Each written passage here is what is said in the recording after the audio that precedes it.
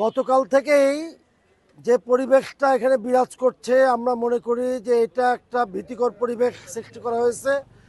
আমাদের ট্যাংরা এলাকায়, নামুজা ইউনিয়নের ট্যাংরা এলাকায় গতকাল আমাদের এক কর্মীকে মারপিট করে জখম করা হয়েছে।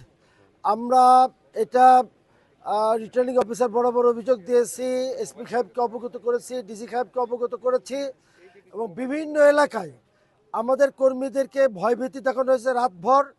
এবং সবচেয়ে বড় ব্যাপার হলো আমাদের নারী কর্মীদেরকে মানে হেনস্থা করা হচ্ছে কয়েকদিন ধরেই। এ ব্যাপারে ইতিপূর্বে আমরা অভিযোগ করেছি, আজকেও আমরা শুনেছি আমাদের নারী কর্মীদেরকে রাতে বিভিন্ন জায়গায় ভয়ভীতি দেখানো হয়েছে যে আগামীকাল কেন্দ্রে গেলে পরে দেখে নেওয়া হবে।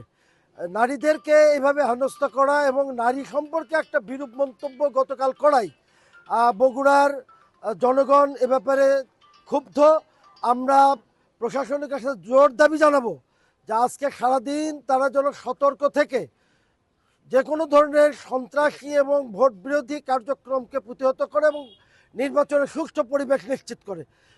প্রশাসনের সহযোগিতা চাই, আপনাদের সহযোগিতা চাই, সাধারণ ভোটারদের সহযোগিতা চাই। সবাই মিলে যদি আমরা সচেতন থাকি, যে কোনো ধরনের ষড়যন্ত্র মোকাবেলা করে বগুড়ায় একটা সুষ্ঠু, শান্তিপূর্ণ, নিরপেক্ষ, গ্রহণযোগ্য একটা নির্বাচন অনুষ্ঠিত হবে বলে আমি মনে করি। আর এটা হলে আমি বিশ্বাস করি দাঁড়িপাল্লা বিপুল ভোটে বিজয় হবে ইনশাআল্লাহ।